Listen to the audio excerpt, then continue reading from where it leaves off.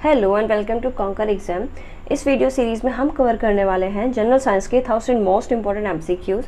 अगर आप किसी भी कॉम्पिटिटिव एग्जाम की तैयारी कर रहे हैं तो ये वीडियो आपके लिए काफ़ी यूज़फुल होने वाली है। तो आइए वीडियो को शुरू करते हैं। हमारा पहला क्वेश्चन है, the gas used in the manufacture of वनस्पति घी फ्रॉम वनस्पति ऑयल इज़। इसका राइट आंसर हो जाएगा ऑप्शन ए, हाइड्रोजन। हम हाइड्रोजन गैस का इस्तेमाल करते हैं वनस्पति घी को बनाने के लिए वनस्पति ऑयल से, और इस प्रोसेस को हम बोलते हैं क्या, हाइड्रोजीनेशन।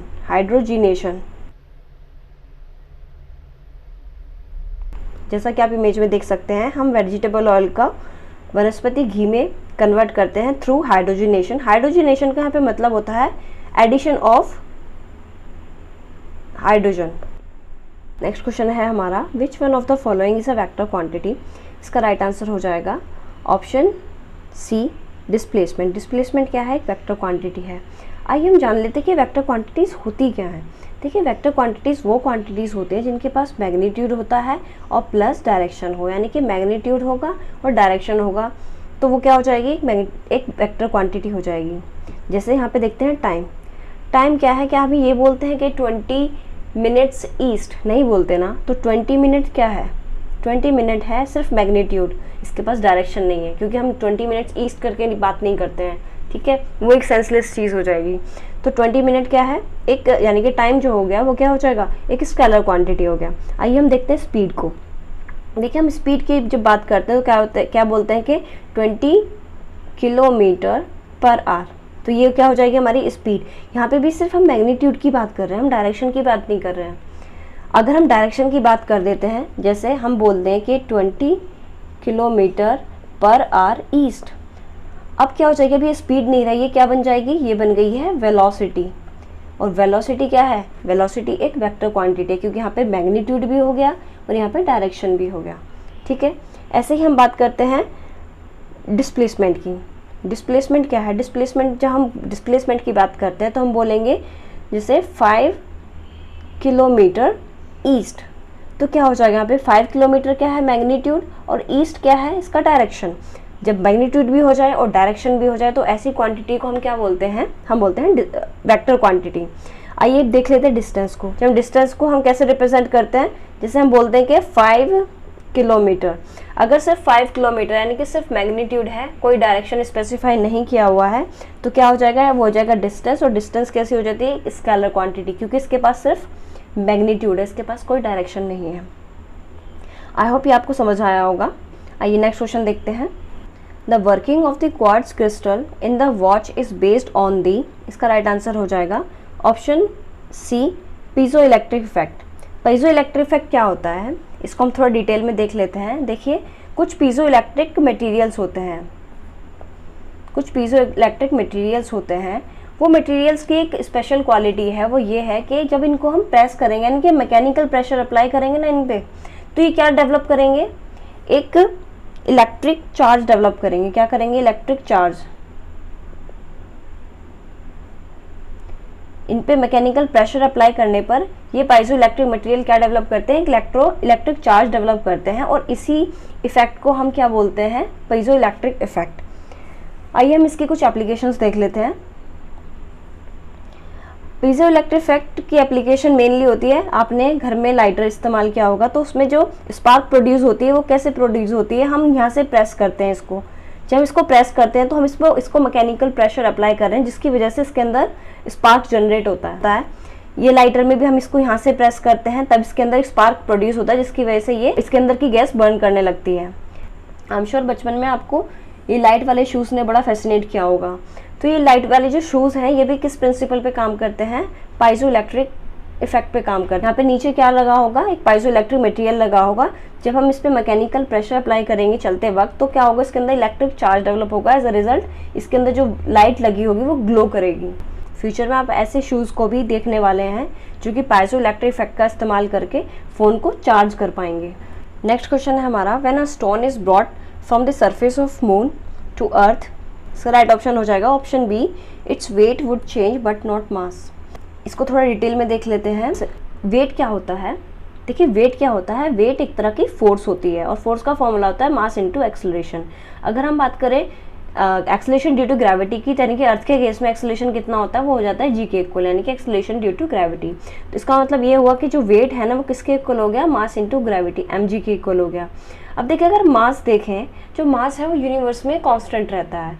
इसका मतलब ये है कि अगर हम यूनिवर्स में एक ऑब्जेक्ट को एक जगह से दूसरी जगह पे लेके आते हैं तो उसके मास पे जो है ना कोई फ़र्क नहीं पड़ेगा, वो हमेशा कांस्टेंट रहेगा। इसका मतलब ये हुआ कि जो वेट है ना, अब वेट की जो वैल्यू किस पे डिपेंड करेगी, वो डिपेंड करेगी ग्रेविटी पे।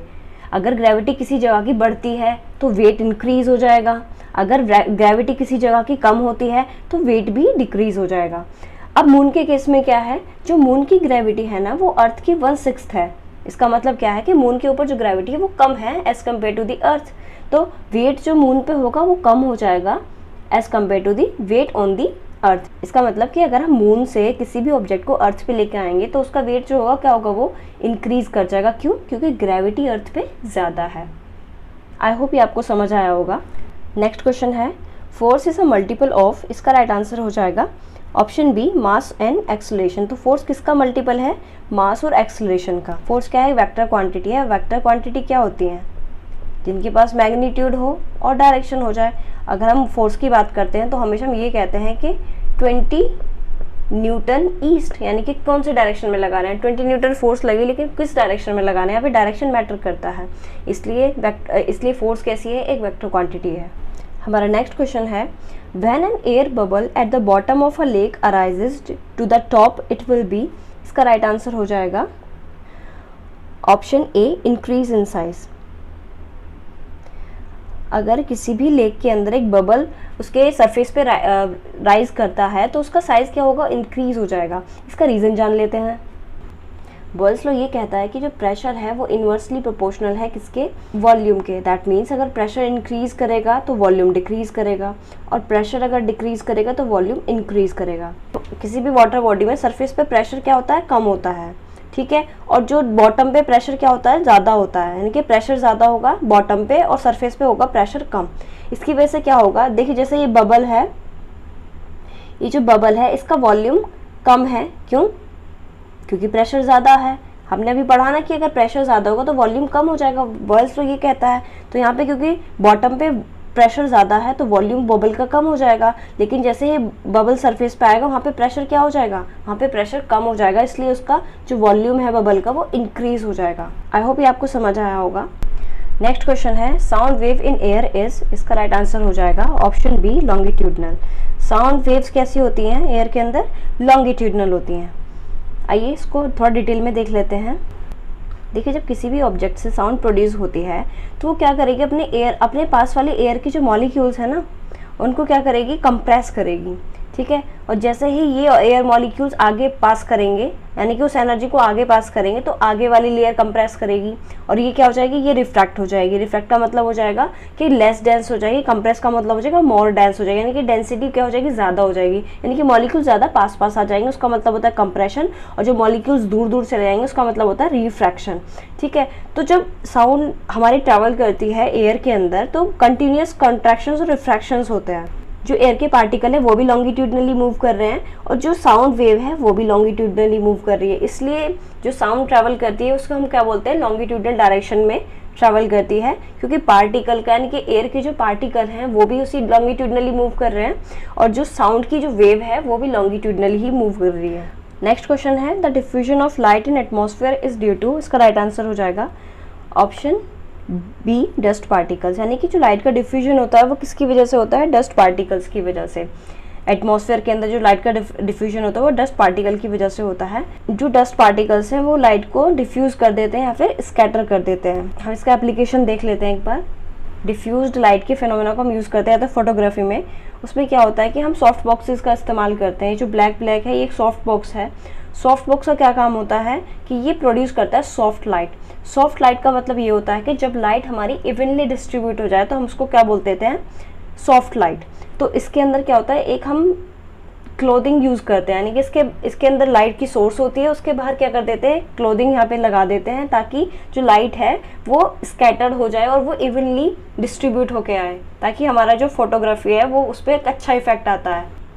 नेक्स्ट क्वेश्चन है, which of the following gas release from biogas plant is used as fuel gas. इसका राइट आंसर हो जाएगा option C methane. Methane gas को हम फ्यूल गैस की तरह इस्तेमाल करते हैं और इसको हम नेचुरल गैस के नाम से भी जानते हैं। नेक्स्ट क्वेश्चन है which of the following polymer can not be biodegraded. इसका राइट आंसर हो जाएगा ऑप्शन डी पीवीसी। पीवीसी एक ऐसा पॉलीमर है जिसको बायोडिग्रेडेबल नहीं है। दैट मीन कि ये जो है ना नेचर में काफ़ी लंबे समय तक रहेगा, इसको डिकम्पोज नहीं किया जा सकता है। पीवीसी का हम इस्तेमाल करते हैं वायर्स को बनाने के लिए, या फिर केबल वायर्स या फिर जो पाइप्स होते हैं उनको बनाने के लिए हम इस्तेमाल करते हैं पीवीसी का। नेक्स्ट क्वेश्चन है which of the following gas is responsible for depletion of ozone layer. इसका राइट आंसर हो जाएगा option D chlorofluorocarbons. Chlorofluorocarbons responsible होते हैं ओजोन लेयर के डिप्लीशन के लिए। ओजोन लेयर का फॉर्मूला क्या है, ओजोन गैस का फॉर्मूला क्या है? ओजोन गैस का फॉर्मूला है O3। और ओजोन लेयर कहाँ पाई जाती है? ये पाई जाती है स्ट्रेटोस्फेयर में।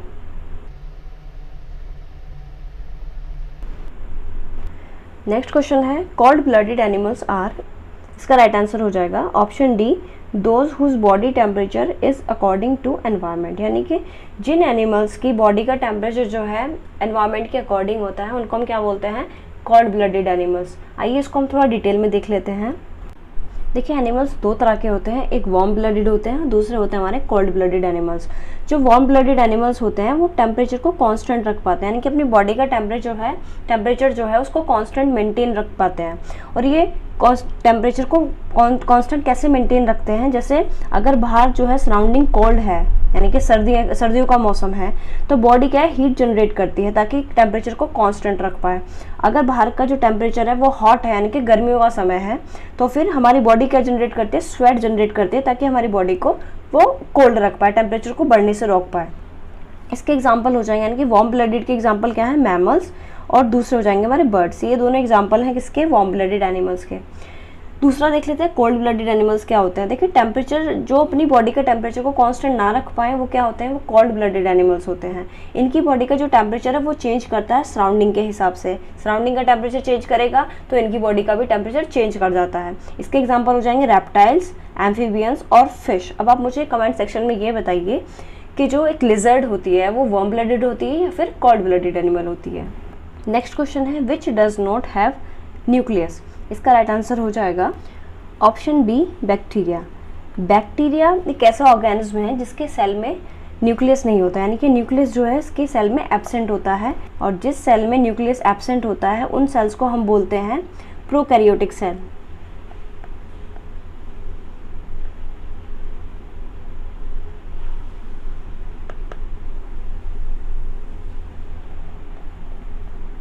नेक्स्ट क्वेश्चन है the biologist who discovered the scientific function of a cell in 1665 was. इसका राइट आंसर हो जाएगा option A Robert Hooke. Robert Hooke ने डिस्कवर किया था सेल को, और इन्होंने ये जो सेल डिस्कवर किया था ये कौन सा सेल था? ये एक डेड सेल था।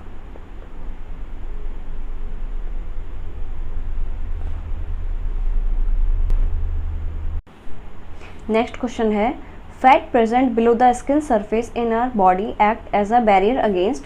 इसका राइट आंसर हो जाएगा option A loss of heat from our body.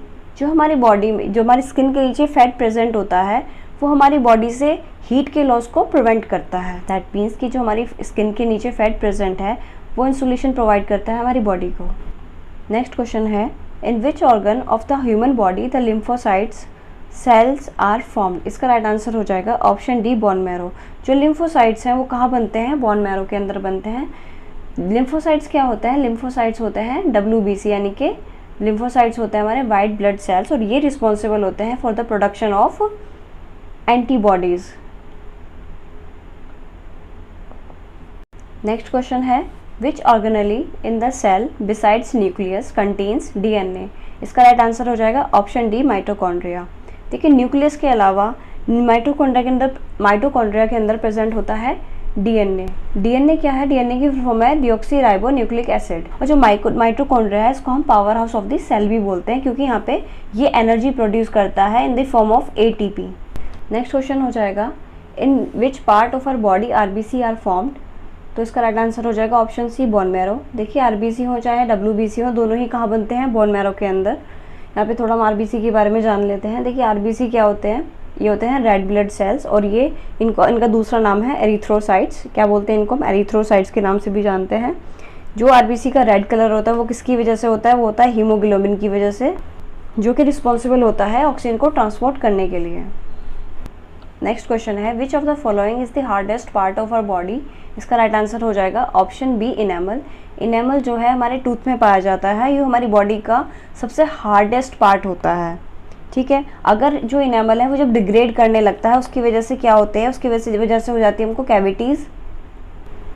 और ज़्यादातर कौन से फूड्स रिस्पॉन्सिबल हैं इसके लिए रिस्पॉन्सिबल हैं शुगरी फूड्स,